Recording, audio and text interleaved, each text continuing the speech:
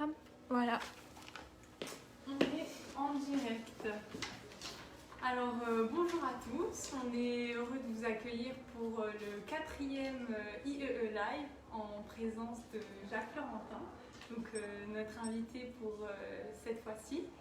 Et je vais laisser à Jacques le plaisir de nous introduire sa personne assez rapidement, puisqu'on va y revenir durant le live. Voilà, donc je suis pharmacien, j'ai fait mes études à Nancy. J'ai rencontré un professeur hors pair, et Jean-Marie Pelt, et depuis mes études de pharmacie, j'ai travaillé avec lui pendant plusieurs décennies. Et puis je me suis passionné pour les plantes médicinales dans le monde, à la fois au niveau de la recherche, de l'université, du terrain et de l'enseignement. D'accord, super, donc on va pouvoir y revenir. Et si durant le live vous avez des questions à poser, n'hésitez pas à mettre en commentaire et nous on suivra vos questions au fur et à mesure. Donc pour commencer, est-ce que ce serait possible de revenir un petit peu sur votre parcours, vos études? Donc vous l'aviez évoqué, vous avez fait des études de pharmacie. Donc, oui. Alors quand je suis arrivé à la faculté, on avait des cours de botanique. Et en général c'était une matière qui était assez austère, puisqu'on faisait la décomposition des parties florales, des étamines, des pétales, etc.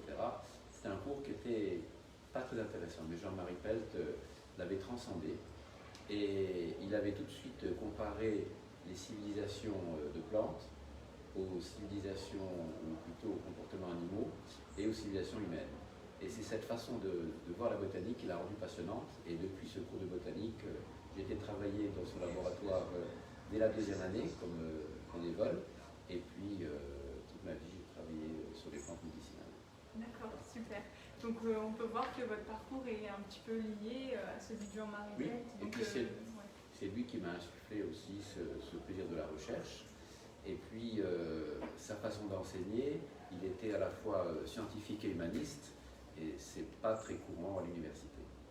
Oui, à l'époque, c'était peut-être un peu moins courant. D'accord.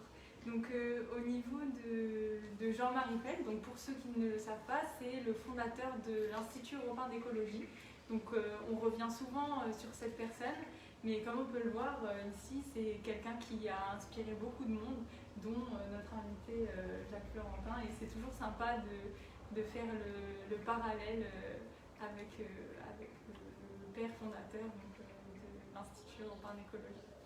Donc au-delà de l'aspect universitaire et à l'école, pourquoi, quand vous est venu cet intérêt pour les plantes? Est-ce que c'est vraiment durant vos cours, ou c'était quand même une passion que vous aviez avant, durant votre enfance? J'ai toujours été attiré par la nature, et j'ai voyagé très jeune, bien souvent en voiture à partir de Metz.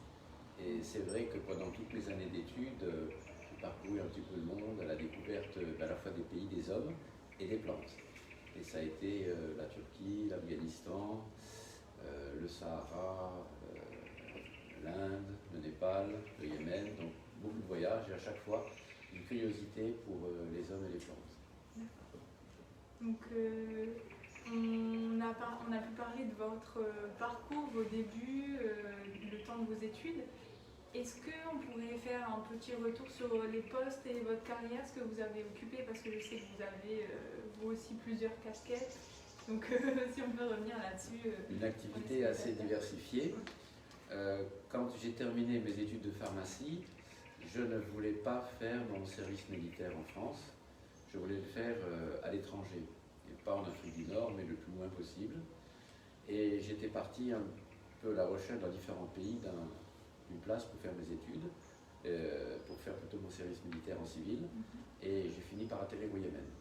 Mais avant de partir là-haut, Jean-Marie Pelt m'avait orienté vers l'étude de la pharmacologie, qui est le mode d'action de l'étude des médicaments et des plantes.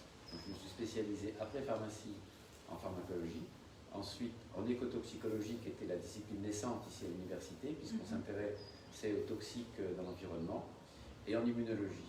Et à la fin de ces 3 certificats après mes études, j'ai eu un poste de coopérant au Yémen, et là j'étais pharmacien biologiste, donc responsable d'un laboratoire d'analyse médicale dans un hôpital yéménite. Et ça a été une découverte extraordinaire parce que le Yémen est extrêmement beau, les Yéménites extrêmement chaleureux et amicaux, et j'ai passé là peut-être certaines des plus belles années de ma vie. Mais à côté du travail hospitalier, Jean-Marie Pell m'avait donné un sujet de thèse qui était l'étude de la médecine traditionnelle du Yémen. Donc pendant 3 ans, j'ai mené des enquêtes auprès des guérisseurs pour recenser les plantes que ces guérisseurs utilisaient. Ok, donc le sujet de thèse vous a été imposé ou c'était un choix, il vous a un peu orienté ou c'est vraiment... Je m'intéressais aux traditions, lui aussi, puisqu'il travaillait à l'époque sur l'Afghanistan. Et donc on était passionnés par les savoirs traditionnels. Le pays choisi était le Yémen, donc la médecine yéménite s'imposait. D'accord. Donc ça a été une activité, pharmacien hospitalier, je suis resté 3 ans. De retour en France, j'ai eu un poste à l'université de Metz. Alors ici, il y avait l'Institut européen d'écologie, qui était une association qui travaille beaucoup dans l'environnement. Et puis, il y avait des postes universitaires. Et Jean-Marie était aussi sur un poste universitaire. Et j'ai créé son laboratoire de recherche en pharmacologie. Il n'avait pas eu le temps de créer un labo de recherche. Et là, je l'ai créé. Et pendant de nombreuses années, on a testé les plantes, soit sur des modèles animaux, soit sur des cultures cellulaires, soit sur des organes isolés. Et l'idée, c'était... quand on a une plante qui est réputée antidiabétique, est-ce que oui ou non elle est active sur le diabète? Si on a une plante anti-inflammatoire, est-ce que oui ou non elle est anti-inflammatoire chez l'animal? Donc c'est ce qu'on essaie de vérifier. Et là, la surprise, après des années de recherche expérimentale, dans 80% des cas, on vérifie les dires du guérisseur. Donc ça veut dire que les savoirs de ces gens-là sont des savoirs extrêmement pertinents. D'accord, donc vous avez mis en relief des informations que vous avez pu avoir et recueillir dans votre mémoire et votre thèse. Exactement. Et vous les avez testées ici voilà. dans le labo. Alors on a testé quelques plantes yéménites, mais on a testé par la suite beaucoup d'autres plantes européennes, des plantes des dom-tom, des plantes africaines, parce que j'ai encadré 9 thèses d'état de recherche sur les plantes. Et là, on a travaillé bien évidemment sur d'autres plantes médicinales, d'autres cultures. D'accord. Donc là, vous avez abordé notamment votre voyage au Yémen. Mais je sais, et j'ai pu lire dans votre biographie et quand je me suis renseignée qu'il y a plusieurs influences en termes de médecine traditionnelle, il y a différents mouvements. Est-ce que vous pouvez évoquer notamment d'autres voyages et d'autres médecines Alors, je me suis intéressé pendant longtemps aux médecines arabo-persanes, disons influencées par cette médecine ancienne qui est une médecine dite savante, puisque ces médecines savantes ont séparé science et religion. Les origines chez nous en Europe, c'est la médecine grecque, ensuite c'est la médecine arabo-persane au Moyen-Âge, mais en voyageant, j'ai travaillé ensuite aussi sur d'autres médecines. Là, actuellement, on est sur la médecine ayurvédique de l'Inde, qui est une médecine scientifique qui a démarré au début de la chrétienté et qui est toujours enseignée aujourd'hui dans les universités. Et puis pendant 6 ans, j'ai travaillé sur la médecine chinoise. Je faisais partie d'un groupe de travail du ministère de la Santé et on a étudié les plantes chinoises et on a fait rentrer certaines plantes dans la pharmacopée française puis européenne. D'accord, donc on peut voir qu'il y a des influences du monde entier. Oui. Mais alors là, c'était des influences dans des pays qui ont des traditions écrites. On a des vieilles pharmacopées qui se répartissent sur 2000 ans. Mais j'ai beaucoup travaillé aussi sur des médecines de tradition orale. Ça a été le cas avec l'Afrique et puis surtout les départements d'outre-mer. D'où les tests qui ont été faits après. Voilà. Donc j'ai fait partie aussi d'un groupe de travail avec donc, notre association d'ethnopharmacologie qui m'a mené en Martinique, en Guadeloupe, à Tahiti, à La Réunion, en Nouvelle-Calédonie. Et là c'était passionnant parce que là on voit des gens qui pratiquent la médecine traditionnelle, mais dont la transmission est orale. Il n'y a pratiquement pas d'écrit. Alors maintenant, on retranscrit ces savoirs dans des ouvrages, dans des bouquins, dans des publications, parce que ça risque de disparaître, mais c'était une autre approche de la médecine traditionnelle. Ouais. À ce sujet, vous avez pu parler des ouvrages que vous avez écrits. Est-ce que vous avez coécrit des ouvrages avec Jean-Marie Pell ou il y a eu des travaux qui ont été faits ensemble Alors, toutes les publications scientifiques dans les revues internationales ont été faites Jean-Marie Pell. D'accord. On a fait... Quel type de revue Alors, Journal of Ethnopharmacology, Planta Medica, donc ce genre de revues un peu spécialisées qui ne sont lues que par les spécialistes. On a fait ensemble un article de synthèse dans la revue La Recherche. Ok. Mais autrement, tous les autres ouvrages, Marie faisait ses ouvrages personnellement et j'ai fait les miens de mon côté aussi.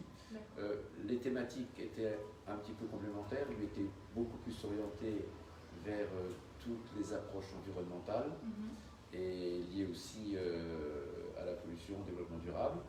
Et moi, j'ai plus orienté mes écrits vers les pratiques des plantes médicinales, la phytothérapie, l'herboristerie, les huiles essentielles. Et puis là, maintenant, je m'intéresse aussi un peu aux autres pratiques chamaniques et thérapeutiques. D'accord. Je vois qu'on a des questions, donc je vais aller voir. Alors,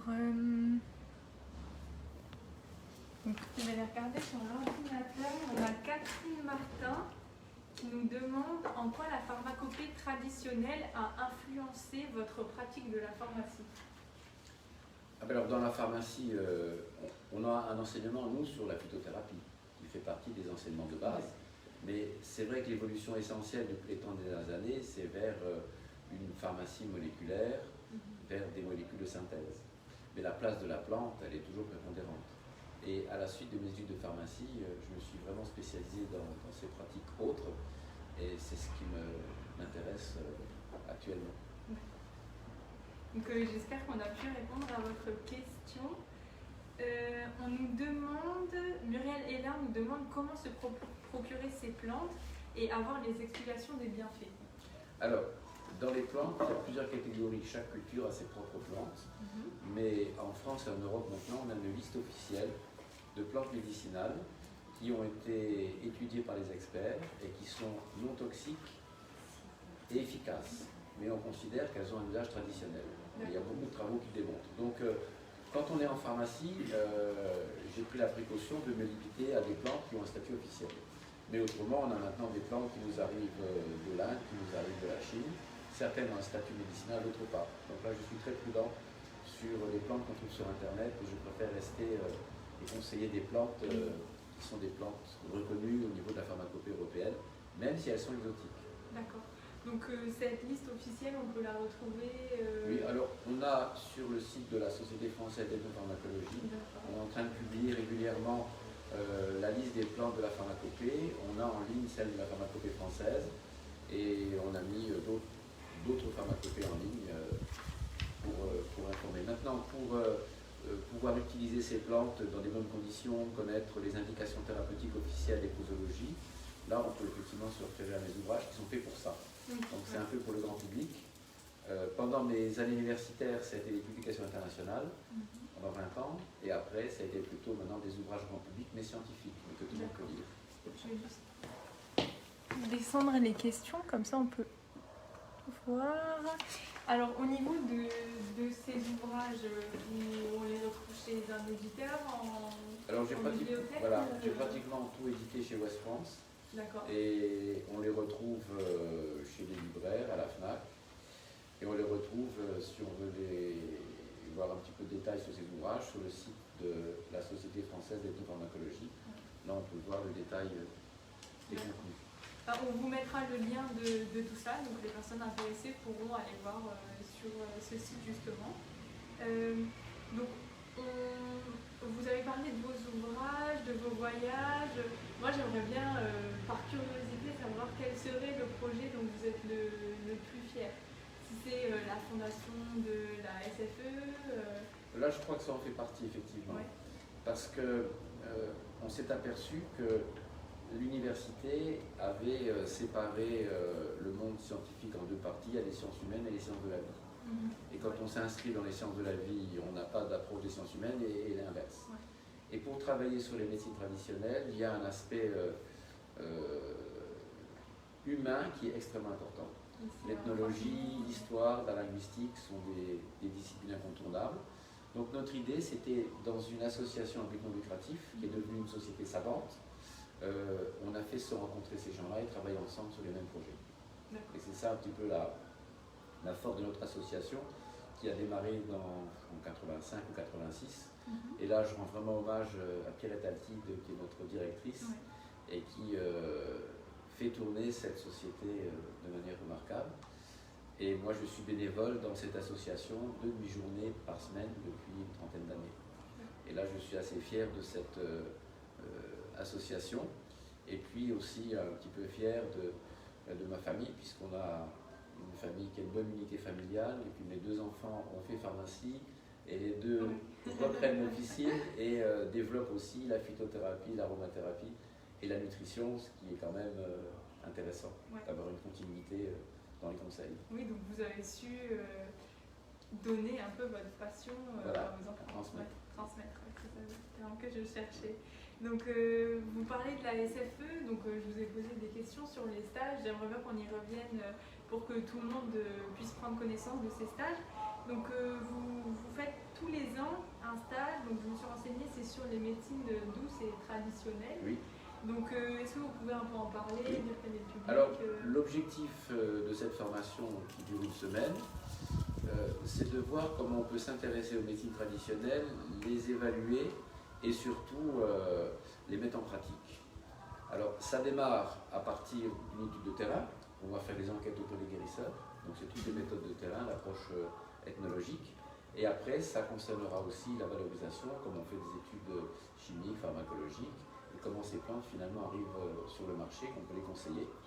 Et on n'oubliera pas non plus les aspects éthiques, parce que l'étude des médecines traditionnelles doit respecter les savoirs populaires, les propriétés intellectuelles, et on explique un petit peu tout ça pendant une semaine, avec une partie terrain, puisqu'on fera un peu de botanique pendant une demi-journée. Okay. Et on a la chance d'avoir ici 2 jardins, un jardin des plantes médicinales, et puis un jardin des plantes toxiques. Et on a aussi un magnifique rosier, puis une très belle bibliothèque avec 800 ouvrages que chacun peut venir consulter quand il le souhaite, sur place. Ok, donc sur place, vous parlez bien de la SFE, donc voilà, la Société Française de Pharmacologie. Ici, au CLOF. Donc on vous mettra l'adresse, le site web, si certaines personnes sont intéressées. Donc au niveau de l'ethnopharmacologie, donc c'est un terme qu'on n'arrête pas de répéter, est-ce que ce serait possible pour vous de nous l'expliquer simplement? Alors, il y a l'ethnologie, c'est les peuples, les cultures, et la pharmacologie, c'est l'évaluation de l'efficacité. Donc l'ethnopharmacologie va s'intéresser, va recenser tous les savoirs dans le monde. On a vu quand on a des traditions orales comme l'Afrique, comme le Pacifique Sud, comme les Amériques, c'est fragile parce que quand un guérisseur meurt, c'est un peu un savoir, une bibliothèque qui disparaît. Donc on a comme objectif de recenser partout ces savoirs traditionnels oraux. Et ça fait partie effectivement des grandes missions de cette ethnopharmacologie. La deuxième partie, c'est savoir déjà si c'est pas toxique et si c'est efficace. Et si c'est efficace, il faut le faire savoir. D'abord, on fait du terrain, on recense, ensuite on évalue, et ensuite on fait des projets de développement. Donc ça peut concerner soit les pays occidentaux, donc on a besoin, nous, d'avoir des médecines douces, efficaces, mais ça concerne beaucoup les pays en voie de développement, parce qu'ils ont peu accès aux médicaments, ça coûte très cher, et l'idée c'est qu'ils développent eux-mêmes leurs propres plantes avec leurs propres médicaments à base de plantes. Vous parlez de toxicité, mais c'est un terme qui est un peu relatif, si je ne me trompe pas. Pour vous, est-ce qu'une plante toxique est dangereuse? Alors, c'est évident que les plantes toxiques sont dangereuses, voire mortelles, voire cancérigènes. Donc, la toxicité n'est pas mise en doute. On l'a observé à l'insu de ceux qui en ont consommé de nombreuses fois, et souvent avec la mortalité. Mais une idée que je développe un petit peu aussi, c'est qu'on a d'une part des plantes médicinales, c'est l'herboristerie non toxique, parfaitement encadrée, dans lesquelles il est pratiquement impossible de sortir une molécule qui soit responsable de l'activité. C'est un effet synergique au sein d'un extrait complexe. Ça, c'est l'herboristerie des plantes médicinales, c'est la phytothérapie. Mais dans les plantes toxiques, c'est différent. Là, on a pu, au 19e, identifier des molécules. Par exemple, la colchicine a été identifiée du colchique. Bulbe très toxique, peut être mortel. Mais la colchicine, très toxique aussi, à très faible dose, peut devenir un médicament pour les crises de gouttes, de précipitation d'acide urique dans les articulations. Et là, à très faible dose, ça devient un médicament. Pareil pour les anticancéreux. On a l'if qui est un arbre européen très toxique, mais à très faible dose, on peut en faire un médicament anticancéreux. Mais là, c'est les services de chimiothérapie, c'est l'industrie pharmaceutique, et ça n'a rien à voir avec la phytothérapie. Oui, oui. Donc ça devient encadré, c'est un peu moins une pratique qui est libre au final. Voilà, c'est encadré, c'est industriel, mais ça apporte des résultats considérables. Oui, oui, oui. Donc la toxicité, ça dépend un petit peu du dosage qu'on va apporter. Oui, et là surtout c'est une molécule pure qui sera parfaitement maîtrisée au niveau dose et au niveau pureté. D'accord. Donc là, donc moi je sais qu'il y a un jardin des plantes toxiques au cloître, donc vous pouvez le visiter librement. Quel est l'intérêt justement de garder un jardin de plantes toxiques?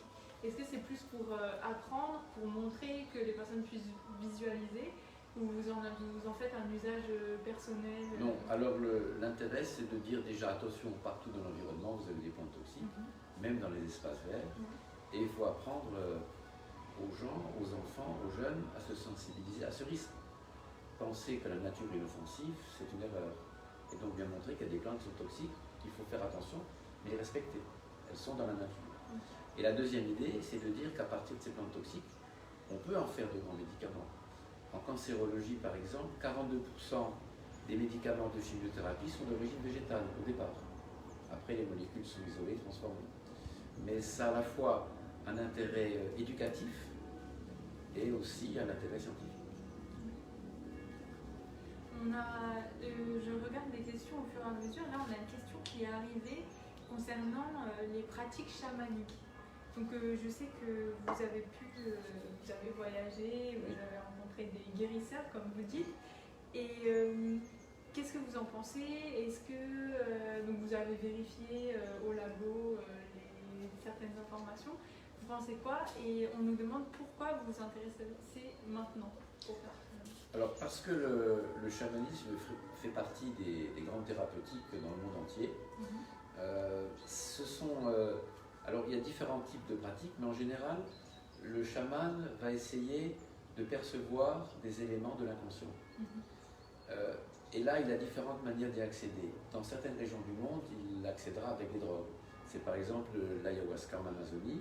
On a des drogues extrêmement hallucinogènes, mais qui sont parfaitement encadrées par des chamans. Et ça lui permettra soit de respecter les rituels dans les tribus, dans les populations locales, soit d'accéder à des thérapeutiques, à la fois sur des maux de tous les jours, mais aussi sur des maux tels que la dépression, tels que l'anxiété profonde, etc.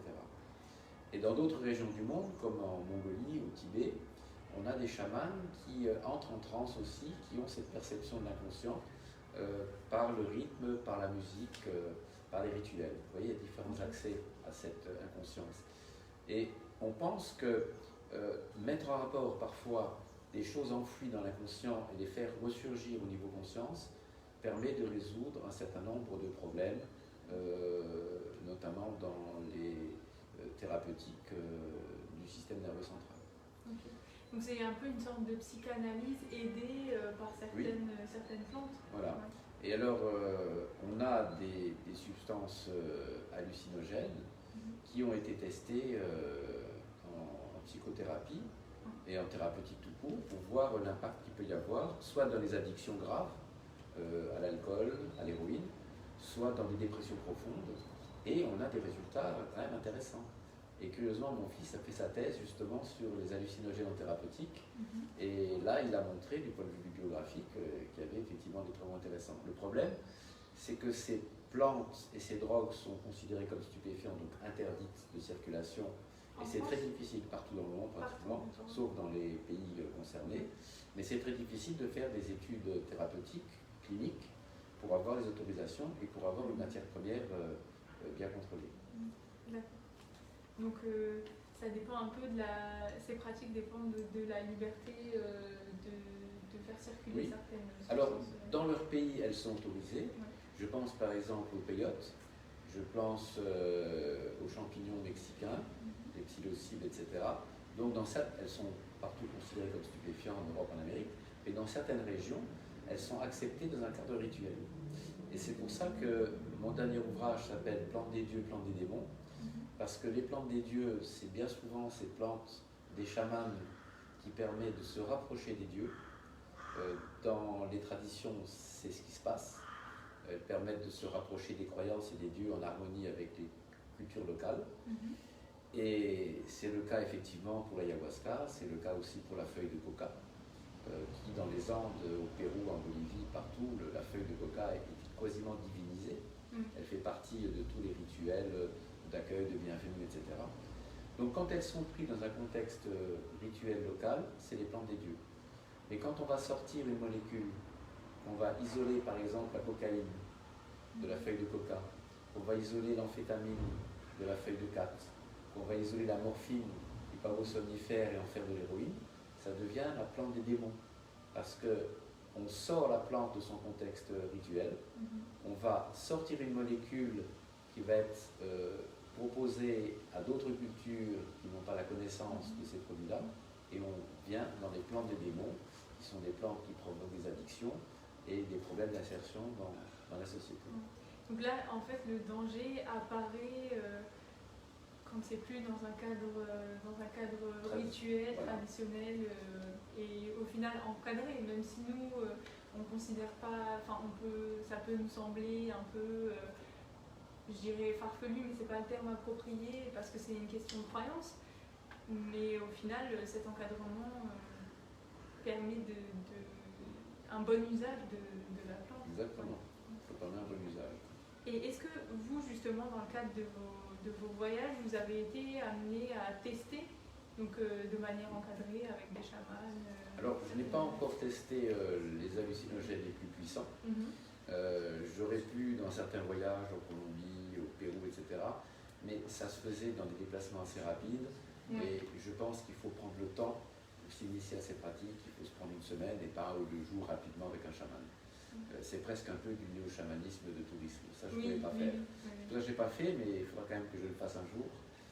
Par contre, d'autres plantes beaucoup moins, pas hallucinogènes, mais psychotropes, comme la feuille de coca, comme la feuille de cat, qui sont les amphétamines naturelles. Ça, j'ai pris plus régulièrement quand j'étais dans les pays concernés. Et le cat, par exemple, c'est effectivement une plante très intéressante qui renforce le pouvoir de concentration, qui donne des idées, qui donne envie de faire le monde. C'est vrai que c'est assez agréable, assez intéressant dans son contexte culturel. Et justement, quand vous avez pu faire ces tests, c'était dans une logique plutôt spirituelle, d'accès aux divinités, ou c'était plus pour faire un travail sur vous-même, non, alors là, guérison des mots, ou juste alors là, par loisir pour le cadre, c'est un peu obligatoire, puisque quand on voyage dans les Andes, où le mal de montagne, le mal d'altitude, la feuille de cat, c'est le remède traditionnel de circonstance. Pour pouvoir étudier l'impact, là, il faudrait prendre des hallucinogènes plus forts, mais ça, je n'ai pas fait. Et quand j'étais au Yémen, c'était rituel. C'est-à-dire que ça serait très malvenu d'aller voir un guérisseur pour discuter des plantes médicinales. Ils invitent après-midi à une séance de cat et de ne pas partager le cat avec lui. C'est comme si, ici en Occident, on vous invite pour un repas d'affaires, vous vous dites, écoutez, moi je ne mange pas, l'affaire peut ne pas se faire. Oui, c'est un peu ingrat de vouloir avoir des enfants voilà, sans partager. Faut partager la tradition. Ouais. D'accord. Je lis mes questions, donc je vais avoir la plus pertinente. Donc, certaines plantes sont considérées comme des drogues, mais il y a une certaine évolution justement en termes de consommation thérapeutique, non thérapeutique, contemporaine. On peut voir des pays comme les États-Unis, le Canada, aller vers l'acceptation notamment de marijuana ou de choses comme ça. Oui. Qu'est-ce que vous en pensez d'un point de vue thérapeutique? Alors, il y a plusieurs questions. Il y a le point de vue social et le point de vue thérapeutique. Du point de vue thérapeutique, je pense que les bienfaits, d'après la littérature, sont incontestables. Alors, on différencie avec le cannabis, le tétrahydrocannabinol qui est THC, qui est psychoactif, et le cannabidiol, qui n'est pas psychoactif, mais qui est celui le plus intéressant en thérapeutique. Alors, on pourrait positionner ce cannabidiol dans les douleurs de la sclérose en plaques, essentiellement. Mais l'ensemble du cannabis peut être intéressant aussi pour les nausées de la chimiothérapie, peut être intéressant pour les fins de vie. Et donc, il y aurait effectivement de nombreuses applications possibles. Et je suis un peu étonné que notre administration française met autant de temps à prendre des décisions parce que d'autres pays l'ont déjà pris. Il y a des patients qui en ont vraiment besoin et qui sont obligés d'aller en Allemagne ou en Suisse le chercher, ou prendre sur Internet, mais là la qualité n'est pas forcément contrôlée. Et c'est dommage qu'on prenne autant de temps. Et on a monté ici un musée de la pharmacie, mais on travaille avec Paris, avec Montpellier, avec Lyon, pour d'autres musées de drogue, comme celle qu'on a reçue ici à Metz. Et à Paris, il y a un petit flacon où on a effectivement du kiff marocain qui est vendu par la Régie des tabacs du Maroc en 1930. Donc ça veut dire que dans les années 30, le Royaume du Maroc et l'administration française avaient réussi à légiférer en fait la vente du cannabis. C'était parfait. C'était contrôlé par les buralistes et ça évitait effectivement les ventes clandestines. Voilà. On a une question qui nous est posée au sujet de la reproduction des molécules effectives des plantes médicinales, de manière synthétique. Mais je pense qu'on a abordé ce sujet en parlant justement de la société, des sociétés qui vendent des médicaments. C'est ça un peu le concept. Alors, quand elles vendent des médicaments, le laboratoire pharmaceutique va aller vers ce qui lui coûte le moins cher. Alors, quand elle trouve une molécule anticancéreuse dans une plante, par exemple la pervenche de Madagascar, qui est une belle petite pervenche à fleurs violettes qui pousse là-haut, ils font donc de l'extraction, ils sortent des alcaloïdes. Elle est parfaitement identifiée. Bien évidemment, ils vont essayer de la faire en synthèse. Alors, si ça coûte moins cher, ils vont la faire en molécule de synthèse. Si ça coûte plus cher, ils prennent la molécule naturelle. Dans 90% des cas, ils gardent la molécule naturelle parce que c'est tellement compliqué à faire que la nature a ce savoir-faire que l'homme a du mal à refaire, si ça peut se faire, mais pour des coûts extrêmement élevés. Par contre, sur d'autres structures, on parle souvent des arômes vanille. C'est vrai que l'arôme Nec plus ultra, qui est la vanilline naturelle, mais c'est une molécule qui est facile à faire, et maintenant on a un peu partout en alimentation une vanilline de synthèse. Alors, au bout, les spécialistes peuvent voir la différence, mais bon, c'est un petit peu dommage de ne pas profiter de la gousse de vanille et de la faire par synthèse chimique. C'est intéressant de savoir que on pratique l'extraction à 80%, c'est ça? Oui, je pense que 80-90%, ça reste toujours l'extraction végétale. Mais quand le produit arrive en chimiothérapie, on ne sait plus. On le sait pour l'IF, on le sait pour la pervenche, mais les autres, on a perdu l'origine de la plante.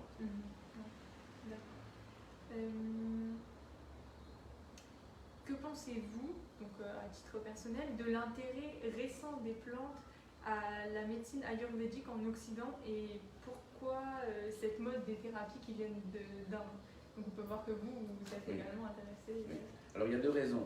La première, c'est par curiosité, je me suis beaucoup intéressé aux médecines chinoises, donc fait partie de ce groupe de travail. Et l'idée, est-ce qu'on a vraiment besoin des plantes chinoises pour se soigner? A priori, on peut dire non, on a assez de plantes européennes. Mais quand j'ai regardé de plus près des plantes chinoises, on a des plantes qui ont des indications thérapeutiques dont on n'a pas beaucoup d'équivalent en France. Et certaines, effectivement, sont intéressantes. Et l'idée, c'est de se dire pourquoi tout le monde ne bénéficierait pas des plantes de la médecine chinoise. Mais on ne peut pas les faire rentrer comme ça et les vendre sur Internet. Elles doivent être étudiées, elles doivent être parfaitement contrôlées pour être sûr de l'identité de la plante. Parce qu'il y a déjà eu des plantes chinoises qui sont arrivées qui étaient bourrées de cortisone ou de métaux lourds. D'autres, il y avait des erreurs de plantes, elles étaient cancérogènes. Donc il faut faire très attention. Donc il faut que ça passe par des filières contrôlées.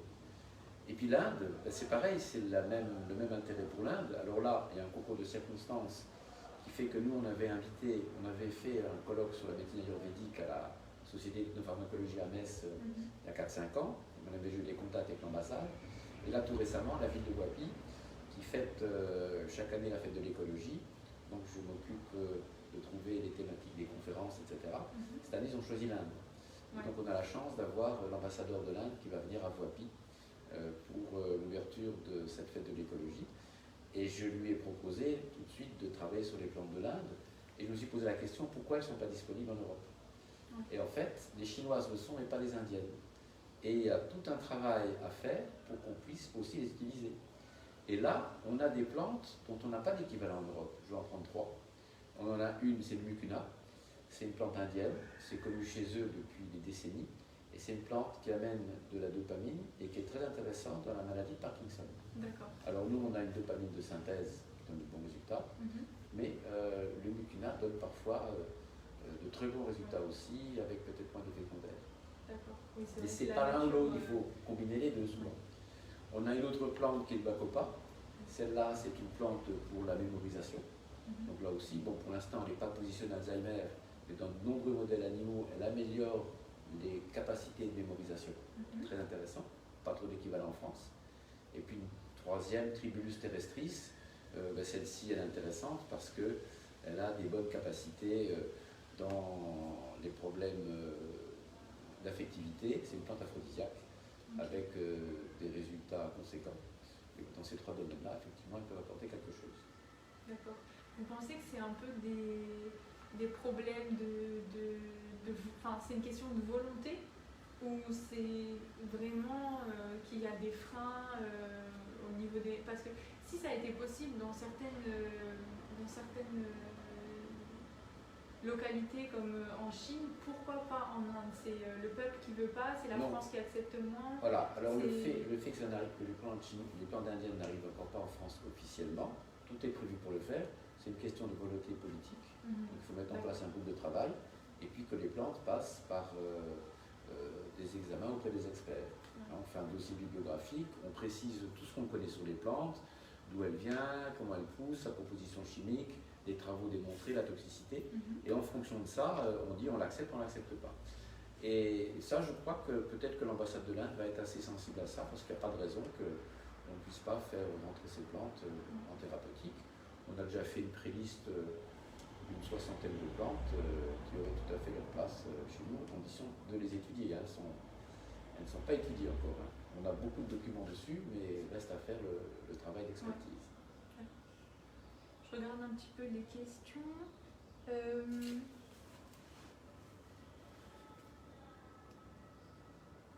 On nous demande quels sont les projets à venir de votre Société française d'ethnopharmacologie. Alors on a 2 projets.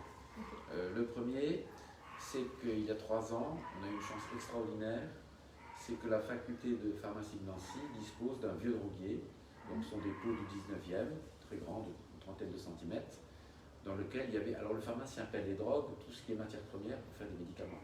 Okay. Ce n'est pas forcément des drogues psychoactives. Dans le langage populaire, ça agit sur le cerveau. Dans le langage pharmaceutique, c'est la matière première végétale pour faire des médicaments. Ça peut être pour la constipation, pour la diarrhée, voilà. Donc, et on ne s'intéressait plus personne à Nancy parce que la fac a déménagé. Et donc, on nous a proposé cette collection de 600 pots dans des armoires anciennes. Évidemment, pour moi, c'était... non négligeable. Je ne pensais pas que j'aurais une chance pareille dans ma vie. C'est arrivé, la ville de Metz a mis à disposition une salle, et donc on a ce droguier qui est en place. On a eu ensuite un meuble de pharmacie qu'on a reçu aussi, magnifique. On a un pharmacien qui nous a offert aussi 500 pots de pharmacie du début du XXe siècle. Donc, un des projets, c'est de faire un petit musée de la pharmacie, un droguier qui serait ouvert au public. Et ça, c'est le projet dans les années à venir, et on espère vivement que les collectivités vont nous aider à amener ce projet, en collaboration avec le musée. Voilà, donc il y a des travaux de mise en sécurité, des travaux de scénographie à mettre en place, mais toute la matière on l'a. On a des herbiers, on a des droguiers sur le Yémen, l'Afghanistan, la Chine. Vraiment, on a un outil fabuleux. Deuxième projet, c'est à partir de cette année de travailler maintenant sur la notion de santé durable. Alors, on pressent un peu ce qu'il y a derrière. On développe depuis 20 ans un développement durable, mais un développement durable sans santé durable, ce n'est qu'une continuité tout à fait logique. Et on aimerait bien réfléchir sur cette santé durable qui peut aller dans différentes directions. La première, c'est la prévention, parce que toutes les grandes médecines savantes, le tradipraticien, il voit son patient même quand il n'est pas malade pour le maintenir en bonne santé. Donc c'est une notion qu'on n'a pas. Nous, on va chez le médecin quand on est malade. Donc cette prévention, elle est incontournable avec les médecines traditionnelles. Il y a tout l'aspect aussi des épices. Les épices dans les traditions, elles sont aussi médicinales, et donc elles peuvent prévenir vis-à-vis de différentes maladies. Et puis il y a tout à phyto, l'aroma aussi en prévention. Ça, c'est un premier point.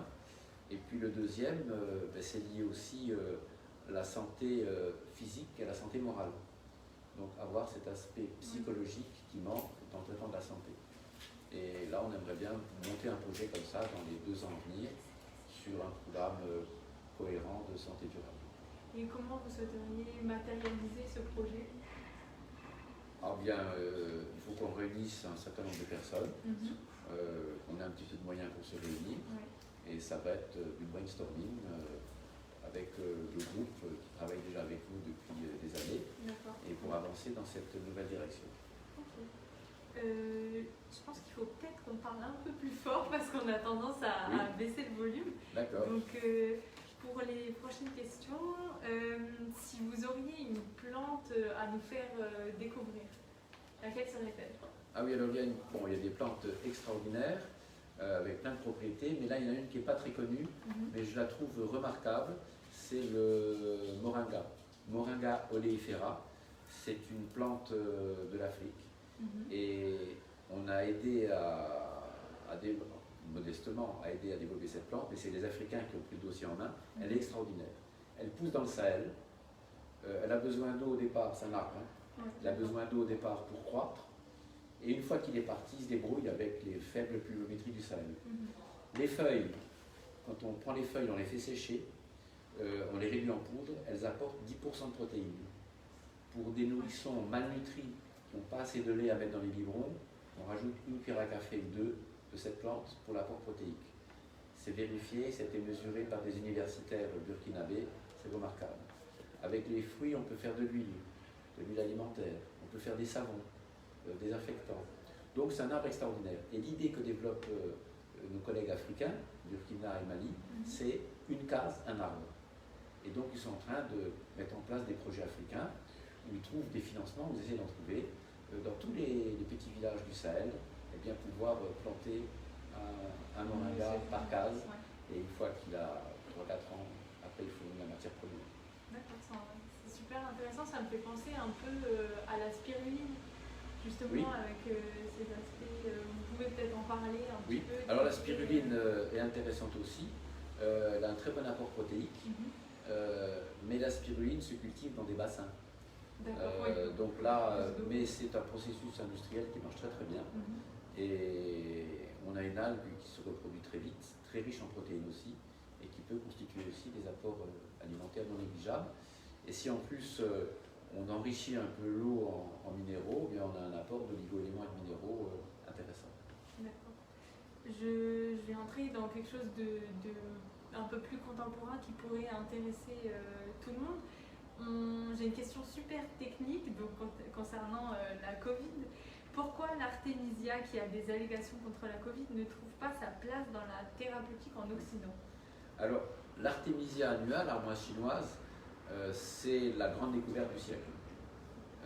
C'est des Chinois qui ont travaillé dessus, elle pousse en Chine dans les zones tempérées. Et cette plante s'est montrée dans la médecine chinoise traditionnelle, mais a été démontrée aussi, contre la malaria, contre le paludisme. Un des grands médicaments. L'artémisinine, qui est extraite de cette plante, soigne la malaria.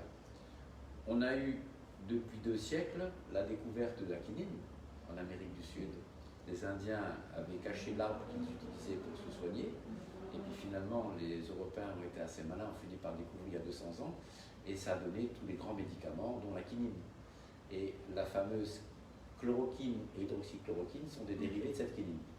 Le problème, c'est que maintenant, on a des résistances majeures. Les plasmodiums résistent à ces médicaments-là, et heureusement qu'on a trouvé l'armoise chinoise. C'est pour la première fois qu'on a une de nos collègues qui a eu un prix Nobel. La chinoise Yu Yutu a eu en 2015 un prix Nobel de médecine pour la découverte des propriétés antimalariques de cette armoise. Et là, pendant le Covid, évidemment, on s'est intéressé à toutes les plantes qui pouvaient soigner, on a regardé un peu la littérature. Et puis cette plante pousse de manière très abondante à Madagascar, elle fait 2 mètres de haut, et le président malgache a eu l'idée, avec l'IMRAC, un institut de recherche malgache, de mettre sur le marché ce flacon à base d'artémisia pour soigner le Covid. Donc il y a eu une grande publicité qui a été faite, l'OMS s'est prononcée contre assez rapidement. Bon, moi je n'étais pas défavorable à la plante, mais force est de reconnaître qu'elle n'a pas l'impact qu'on aurait pu pu espérer. Oui. Voilà. Donc on n'a pas beaucoup de preuves sur son activité dans le Covid. Donc voilà un petit peu ce qui a défrayé la chronique pendant quelques temps. Mais ça ne reste pas moins une plante potentiellement intéressante dans d'autres pathologies aussi. Ok, donc si cette plante n'est pas forcément une solution, est-ce que vous auriez des conseils pour peut-être renforcer les défenses immunitaires ou alors agir pour éviter de... Alors c'est compliqué parce que je vais passer pour le professeur Raoult de la phytothérapie. On a vu toutes les réactions qu'il y a eu contre lui.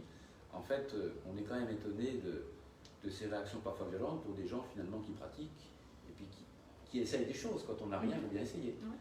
Alors je ne vous cache pas que quand il y a eu le Covid, sur notre site internet, on a développé une rubrique Covid.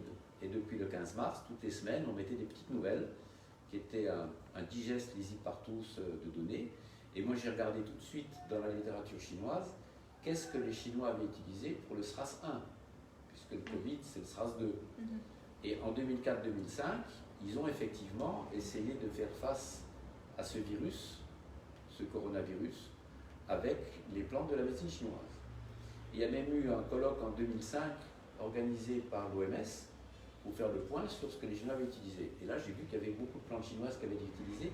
Donc on n'a pas de vraie étude clinique, mais sur les travaux chinois, j'avais trouvé une plante qui était disponible chez nous, qui est l'astragale de Mongolie. Et cette plante, elle est immunomodulatrice, c'est-à-dire qu'elle renforce les défenses immunitaires à faible dose, elle est ralentie en cas de développement de la pathologie, etc. Mais elle me semblait une plante vraiment intéressante, donc j'ai pu la conseiller aussi. Et on en a dit un mot sur le site. D'accord. Et puis il y a eu la vitamine D qui était utilisée par les Chinois. Et là, il a fallu attendre le mois de juillet pour que l'Académie de médecine reconnaisse que la vitamine D est intéressante, mais les Chinois l'avaient repérée en 2004. Et on a une autre plante, mais là, c'est uniquement, je dirais, une seule expérience, c'est l'huile essentielle de laurier noble qui a montré une activité sur un coronavirus, pas le Covid-19, sur un autre, c'est un travail libanais. Et donc, du coup, on peut conseiller l'huile essentielle de laurier noble, parce qu'on sait qu'elle est antivirale, sans savoir si elle agit sur le Covid-19, mais des fois c'est mieux une huile essentielle que rien. Et on peut conseiller aussi des huiles essentielles antivirales avec un spectre large, qui, on ne sait pas, mais peuvent peut-être protéger d'infection sur infection. D'accord, donc pour la consommation, par exemple, d'huile essentielle, ça se fait comment? Alors ça, il faut être très prudent, parce qu'une huile essentielle, ça brûle si on le prend par voie orale. Autant quand on fait une tisane de plantes médicinales, on prend une ou deux cuillères à soupe. Si vous prenez une cuillère à soupe d'huile essentielle, vous êtes mort. C'est mortel, hein. Non mais sérieusement. Donc ça se prend par goutte. Donc on est là avec des principes actifs très concentrés. Et là, il faut demander le conseil du pharmacien ou du médecin, à moins qu'on soit un peu expert dans l'aromathérapie. Il y en a qui se soignent parce qu'ils sont dans la pratique, ça va. Mais il ne faut pas s'improviser dans la thérapeutique avec les huiles essentielles. Faire attention. J'aimerais bien passer maintenant à une petite animation dont je vous ai parlé. Alors je vais vous donner deux termes et il faudra faire un choix entre ces deux termes. C'est souvent des choses qu'on a évoquées. Donc le premier, ça va être, la première décision, ça va être entre coca et cat. Alors les deux, mais je préfère le cat quand même. Pourquoi? Parce que j'ai eu plus de pratique avec le cat et j'ai ressenti plus d'effet avec le cat qu'avec la feuille de coca. D'accord. Alors suivant, allopathie ou homéopathie? Alors je serais plutôt dans l'allopathie, mais je veux dire la thérapeutique, c'est une espèce de palette de peintre dans laquelle parfois on va prendre une touche d'allopathie de synthèse, parfois une touche d'allopathie phyto, parfois une touche d'homéopathie. Donc pour moi, il n'y a pas une seule thérapeutique, il faut aller puiser au bon moment la bonne stratégie, mais diversifier surtout. D'accord. Alors, prévenir ou guérir? C'est évident que maintenant il faut prévenir. D'ailleurs, tout ce qu'on va lancer comme thématique maintenant, c'est dans la prévention. Et je pense qu'on a trop soigné. Il faut maintenant éviter de faire en sorte que les maladies s'installent. Oui, comme on le disait, pas forcément aller voir le médecin quand ça va pas. Voilà, aller voir aussi quand ça va bien, pour bien passer l'hiver, pour bien passer l'automne, le printemps. On avait autrefois les fameux traitements dépuratifs qu'on faisait printemps-automne. C'est-à-dire que les anciens prenaient des plantes pour nettoyer le sang. Donc c'est des notions qui sont traditionnelles, qu'on trouve dans toutes les médecines savantes. Mais aujourd'hui, on a des plantes actives sur le foie. On sait que le foie détoxifie les résidus de la pollution, les médicaments, enfin tout ce qui traîne dans le corps, tout ce qui est liposoluble, donc non soluble dans l'eau, les transforme pour les rendre solubles dans l'eau. C'est éliminé par les reins. Donc le foie a vraiment un rôle biochimique maintenant qu'on connaît. Et donc cette notion des anciens de purifier le sang, elle n'est pas si mauvaise que ça. On a des supports maintenant biochimiques pour ça. Alors, prochain dilemme. Plante belladone ou camomille? Les deux, c'est difficile aussi. La belladone, c'est pas des dilemmes pour rien. C'est la plante des sorcières. Les dames s'en mettaient dans les yeux pour rendre le regard plus profond et plus séducteur. Mais ça n'en reste pas moins une plante très toxique. Donc plutôt la camomille qui, en bain d'œil, rend aussi les regards agréables, mais ne dilate pas la vue. Alors, arnica ou guernica? Bon, arnica c'est banal, c'est une petite plante des Vosges qui soigne, mais guernica c'est quand même un tableau assez conséquent du maître Picasso et qui a relaté une période sombre de l'histoire. Mais je ne l'ai jamais vu. Ouais. Et je ne sais même pas dans quel musée il se trouve, il est en Espagne, je crois. Il est en Amérique, il est en Espagne, mais... Je ne vais pas dire de bêtises, mais je crois qu'il est à Madrid. Je crois qu'il est, il est assez évocateur à la fois du cubisme de Picasso et d'une réalité politique. Alors, dernière, chaman ou pharmacien? Les deux. Le chamagne soigne le corps et l'esprit, le pharmacien plutôt le corps, mais je pense qu'il faut penser à traiter les deux. Et d'ailleurs, il y a une magnifique alliance maintenant qui est en train de se mettre en place, c'est d'allier en fait les sciences humaines et les sciences phyto-aroma. C'est ce qui se passe à l'université de Metz, puisque maintenant, dans les masters et dans les formations, avec l'université de Metz, on développe un peu les deux aspects. La psychothérapie et la phytothérapie, ça se marie très bien. D'accord. Quelque chose qui peut être intéressant, je pense, c'est d'aller faire un petit tour justement dans les jardins, sans forcément faire une grande analyse de chaque plante, mais on peut faire un petit tour pour conclure sur le live. Alors, je vais retourner. Toxique. Toxique. Alors, je vous suis. On va passer par là.